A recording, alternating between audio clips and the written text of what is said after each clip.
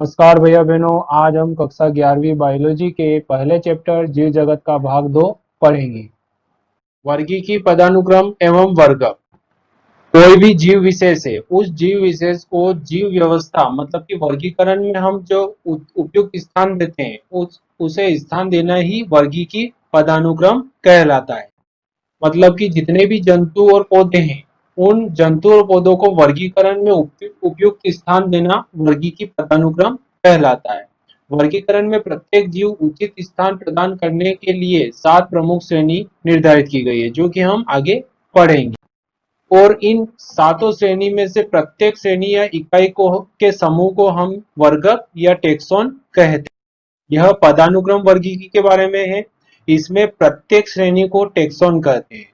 ये प्रत्येक श्रेणी का जो समूह है यह पदानुक्रम वर्गीकी है। इसमें सबसे छोटा स्तर है जाति और सबसे बड़ा स्तर होता है जगत या किंगडम। मतलब कि किसी भी जीव का हम वर्गीकरण करते हैं तो इन 7 टेक्सोन मतलब कि 7 जो है वर्गकों में हम उसका नामकरण करते हैं। इस पदानुक्रम के आधार पर वर्गीकरण की सबसे छोटी इकाई जाति है और सबसे बड़ी इकाई जगत या किंगडम है। अब हम वर्गीकरण की सबसे छोटी इकाई जाति के बारे में पढ़ते हैं। जाति मतलब कि स्पीसीज।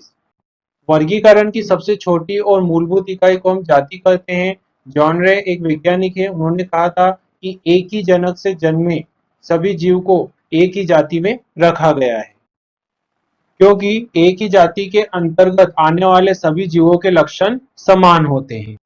इसे हम एक उदाहरण के माध्यम से समझते हैं, जैसे कि मैंगो आम का जो वैज्ञानिक नाम है मेंजीफेरा इंडिका है। मेंजीफेरा में इंडिका इसकी जाति है। इसी प्रकार पोटैटो मतलब कि आलू का वैज्ञानिक नाम सोलेनम ट्यूबरोसम है। सोलेनम ट्यूबरोसम में ट्यूबरोसम इसकी जाति या स्पीसीज है। इसी प्रकार लायन मतलब शेर, इसका जो वैज्ञानिक नाम है पेंथेरा लियो। पेंथेरा लियो, इसमें लियो इसकी क्या है जाति है। इसी प्रकार ह्यूमन ह्यूमन का वैज्ञानिक नाम होमोसेपियंस है। होमोसेपियंस में सेपियंस इसकी जाति या स्पीसीज है। अब हम जाति के बाद वंश के बारे में पढ़ते हैं। वंश मतलब कि जीनस। कई जातियों के जीव जो समान लक्षण दर्शाते हैं उनके समूह को हम वंश कहते हैं। मतलब कि कई जातियां जब लक्षण में समानता दर्शाती है तो वह एक समूह बना लेती है, उस समूह को हम वंश या जीनस कहते हैं। जैसे आम का वैज्ञानिक नाम है मेंजीफेरा इंडिका। इसमें मेंजीफेरा इसका वंश है, इंडिका इसकी जाति है। पोटैटो मतलब आलू का वैज्ञानिक नाम है सोलेनम ट्यूबरोसम। सोलेनम वंश है, ट्यूबरोसम जाति है। लायन का वैज्ञानिक नाम है पेंथेरा लियो। पेंथेरा लियो में पेंथेरा इसका वंश है, लियो इसकी जाति है। ह्यूमन का वैज्ञानिक नाम है होमोसेपियंस। होमोसेपियंस में होमो इसका वंश है, सेपियंस इसकी जाति है। जैसे पोटैटो मतलब आलू का वैज्ञानिक नाम है सोलेनम ट्यूबरोसम।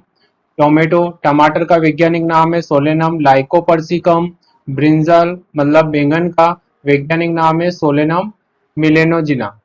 अब इन तीनों सब्जियां मतलब कि पोटैटो, टोमेटो और ब्रिंजल, इन तीनों की जातियां अलग अलग है, स्पीसीज अलग अलग है, लेकिन वंश एक समान है। यहाँ पर आलू, टमाटर और बैंगन ये तीनों ही सब्जियां हैं। आकारिक गुणों में समानता प्रदर्शित करती है, इसलिए इनकी जाति अलग अलग है, लेकिन इन्हें एक ही वंश सोलेनम में रखा गया है।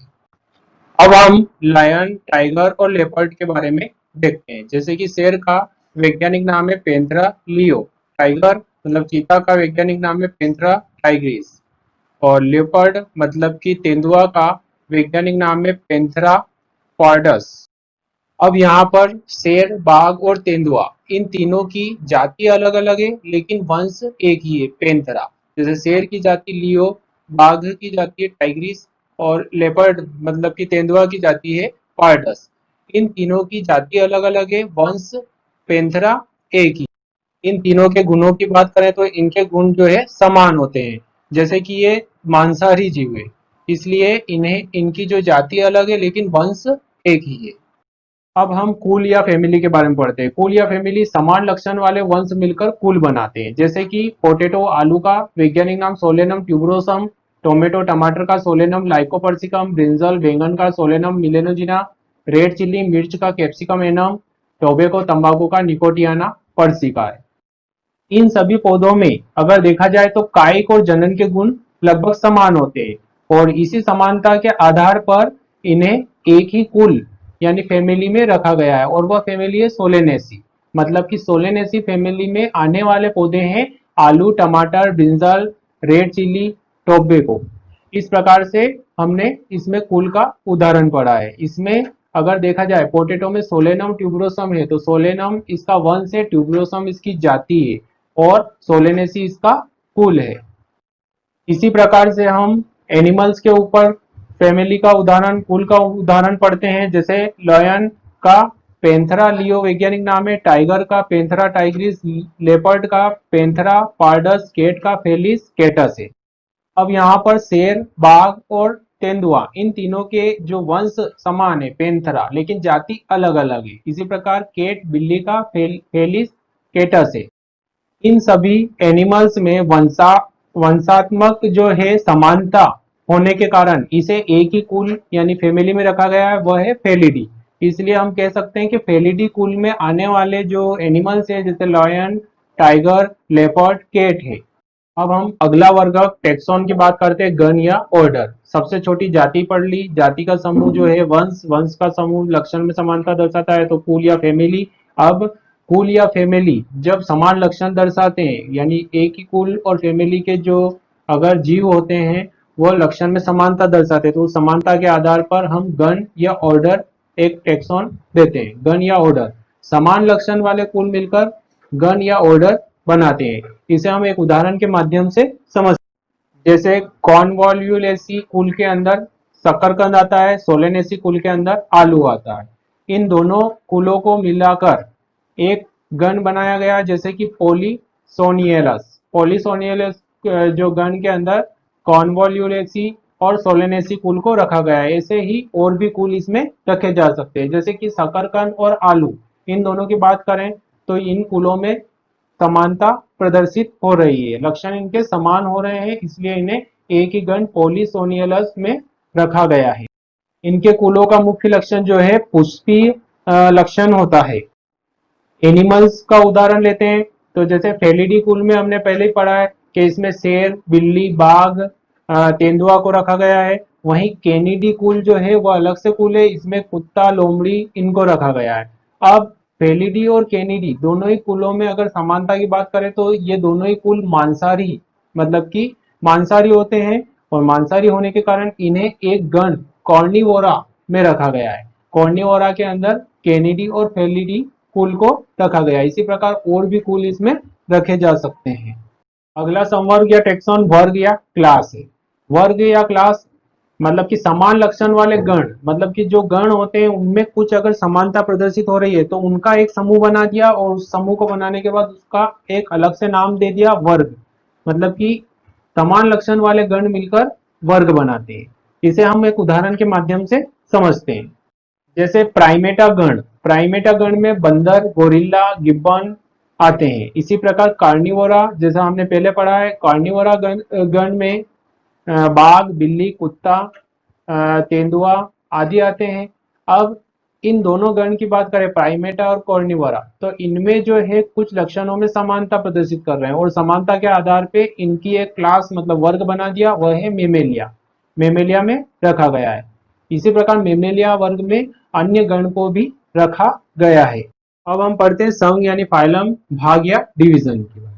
संघ, फाइलम या डिवीजन समान लक्षण दर्शाने वाले वर्ग मिलकर एक संघ बनाते हैं, फाइलम या डिवीजन बनाते हैं। अब फाइलम या डिवीजन दो शब्द लिए हैं, इनका क्या मतलब है? जैसे कि जितने भी जंतु होंगे अगर उनका वर्गीकरण करेंगे तो उनके लिए हम फाइलम शब्द का उपयोग करेंगे। इसी प्रकार जितने भी प्लांट्स मतलब पौधे हैं अगर उनका वर्गीकरण करना है हमें तो उसके लिए हम डिवीजन शब्द का प्रयोग करेंगे। इसे हम एक उदाहरण से समझते हैं। जैसे कि मछली, उभयचर, सरीसृप, पक्षी, स्तनधारी, ये 5 वर्ग है। ये पांचों वर्ग जो हैं इनके जो क्लास वर्ग जो होती है वो लक्षण में समानता दर्शाती है और लक्षण में समानता दर्शाने के आधार पर इन्हें एक जो है फाइलम यानी संघ में रखा गया वो है कॉर्डेटा संघ या कॉर्डेटा फाइलम।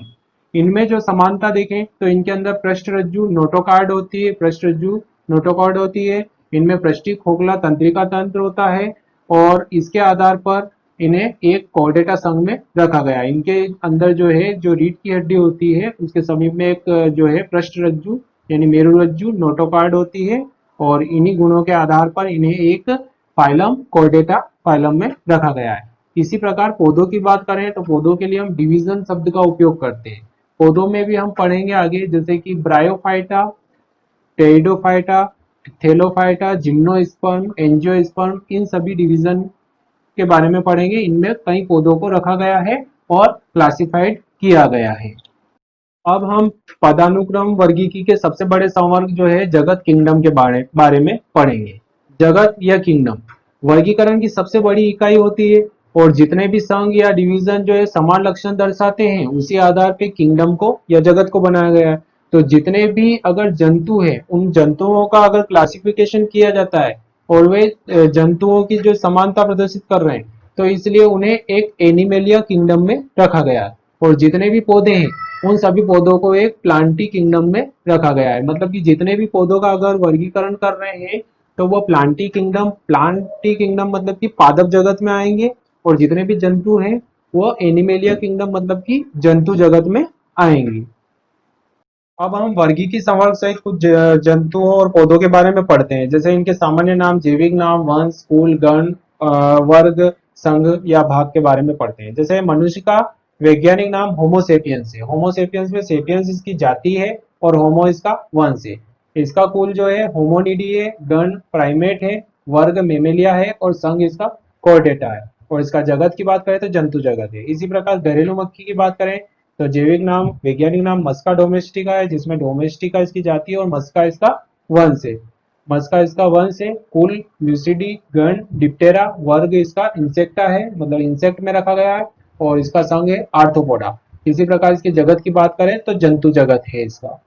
अब हम आम मतलब पौधे का जो वैज्ञानिक नाम देखते हैं तो आम का वैज्ञानिक नाम है मेंजीफेरा इंडिका। मेंजीफेरा में मेंजीफेरा इंडिका में इंडिका इसकी जाति है और मेंजीफेरा इसका वंश है। इसका कुल एनाकार्डियेसी। आम का गण जो होता है ऑर्डर सेपिंडेल्स होता है। इसका वर्ग या क्लास डाइकोटिलिडीनी है और आम का संघ जो होता है मतलब डिवीजन जो होता है भाग एंजियोस्पर्म होता है। एंजियोस्पर्म इसका भाग है और इसका जगत जो होता है वह पादप जगत होता है। अब हम गेहूं के बारे में पढ़ते हैं। गेहूं का वैज्ञानिक नाम ट्रिटिकम एस्टिवम है। ट्रिटिकम एस्टिवम में एस्टिवम इसकी जाति है और ट्रिटिकम इसका वंश है। इसका कुल पोएसी है और इसका ऑर्डर जो होता है गण जो होता है वो पोएलस है और इसका जो वर्ग है क्लास है वह मोनोकोटिलिडीनी है। मोनोकोटिलिडीनी है मतलब कि एक बीजपत्री है। इसी प्रकार इसका जो भाग डिवीजन है एंजियोस्पर्मी है और इसे जगत मतलब की बात करें पादप जगत में रखा गया है। वर्गीकी के अध्ययन के यंत्र मतलब कि पौधे और जंतु उनके वर्गीकरण और अध्ययन के लिए हम कई टूल्स मतलब कि यंत्रों एवं पद्धतियों का उपयोग करते हैं, जिनमें कुछ टूल्स इस प्रकार है। वानस्पतिक उद्यान मतलब बोटनिकल गार्डन, जिनमें हम पौधों को संरक्षित करते हैं। हर्बेरियम, जिसमें हम पौधों के कुछ प्रतिरूपों को कागज की शीटों पर संरक्षित रखते हैं जो कि हमारे अध्ययन हेतु काम आते हैं। प्राणी उद्यान मतलब जूलॉजिकल पार्क, जिसमें जंतुओं को संरक्षित रखते हैं। संग्रहालय, संग्रहालय ऐसे बायोलॉजिकल म्यूजियम होते हैं जहां पर हम प्राणी और पौधों दोनों के ही कुछ पार्ट्स मतलब पौधों और प्राणियों को संरक्षित करके रखते हैं, इनके प्रतिरूपों को रखते हैं। पहला टूल से वानस्पतिक उद्यान बॉटनिकल गार्डन। बॉटनिकल गार्डन वे होते हैं जहां पर हम पौधों को जीवित अवस्था में संरक्षित रखते हैं। ये जो स्थान होते हैं ये मानव द्वारा निर्मित प्राकृतिक स्थल होते हैं। प्लांट्स का जीवित अवस्था में संरक्षण किया जाता है। प्लांट्स की विभिन्न प्रजातियों का संरक्षण होता है। इन स्थानों पर आगंतुक और पर्यटक स्थानीय अथवा वैश्विक वनस्पति को देख सकते हैं। मतलब वानस्पतिक उद्यान वे मानव द्वारा स्थापित प्राकृतिक स्थल होते हैं जहां पर पौधों को जीवित अवस्था में संरक्षित रखा जाता है और विभिन्न प्रकार की वनस्पतियों को रखा जाता है ताकि वह आगे हमारे भविष्य में काम आ सके। बॉटनिकल गार्डन के कार्य एवं महत्व। वैज्ञानिक अनुसंधान के लिए पौधे उपलब्ध कराना, मतलब कि जहाँ बॉटनिकल उद्यान होते हैं वहां पर कई वनस्पतियां होती है, उन पर वैज्ञानिक अनुसंधान रिसर्च किया जा सकता है। आर्थिक महत्व के पौधे का संरक्षण, जो भी हमारे पौधे आर्थिक महत्व के होते हैं उन्हें संरक्षित रखा जा सकता है। पौधों के वर्गीकरण का अध्ययन किया जा सकता है। छात्रों के शिक्षा में महत्व, अगर हमें विभिन्न प्रकार के पौधों का अध्ययन करना है, उनके बारे में जानकारी प्राप्त करना है, तो वानस्पतिक उद्यान हमारे लिए बहुत ही महत्वपूर्ण है। सभी प्रकार की जड़ी बूटियों में अपना महत्व रखना, जो वानस्पतिक उद्यान में जो पौधे होते हैं उनका बहुत ही महत्व होता है जड़ी बूटी में। अब हम कुछ वानस्पतिक उद्यान के बारे में पढ़ते हैं। इंडियन बॉटनिकल गार्डन कोलकाता, यह कोलकाता में स्थित बॉटनिकल गार्डन है। यहाँ पर 12,000 से अधिक पौधों की प्रजातियां स्थित है और यहाँ पर आर्किड्स जैसे पौधों का विशाल संग्रह है। यहाँ पर 200 वर्ष पुराना बरगद का वृक्ष उपस्थित है। नेशनल बॉटनिकल गार्डन लखनऊ, यह लखनऊ में स्थित बॉटनिकल गार्डन है। यहाँ पर फर्न, पॉम, कैक्टस, शोभाकार पौधे आदि को संरक्षित कर रखा गया है। Forest research institute botanical garden Dehradun, यहाँ पर कई प्रकार की वनस्पतियां हैं जिन पर रिसर्च किया जाता है। यहाँ पर जो है फर्न का विशाल संग्रह है और साथ ही यह अनुसंधान का क्षेत्र है। हर्बेरियम, हर्बेरियम पौधों का ऐसा संग्रह है जहाँ पर पादप प्रतिरूपों यानी पौधे के भागों को सुखाकर अच्छी तरह से उनको दबाने के पश्चात कागज की सीटों पर वर्गीकरण की मान्य पद्धति के अनुसार व्यवस्थित करके रखा जाता है, जो कि भविष्य में संदर्भ एवं अध्ययन हेतु उपयोग में लाए जाते हैं। मतलब कि इसमें हम जो है पौधे के संग्रहण, मतलब पौधे के कुछ भागों को संग्रहित करके रखते हैं। इनमें पादप प्रतिरूपों को पहले सुखाते हैं, फिर दबाकर कागज की सीटों पर आरोपित करते हैं और वर्गीकरण की मान्य पद्धति के अनुसार व्यवस्थित किया जाता है।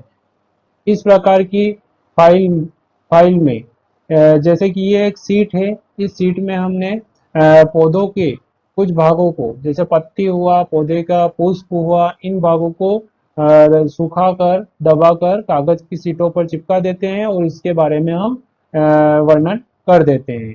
जैसे कि ये सीट है, ये सीट बना रखी है, ये सीट बना रखी है। इस प्रकार से हम पौधे की एक फाइल बना लेते हैं, उसे हम बोलते हैं हर्बेरियम फाइल। प्राणी उद्यान यानी जूलॉजिकल पार्क। अब प्राणी उद्यान क्या होते हैं? चिड़ियाघर या प्राणी उपवन या प्राणी उद्यान वह संस्थान है जहां पर जीवित पशु पक्षियों को बहुत बड़ी संख्या में संग्रहित करके रखा जाता है।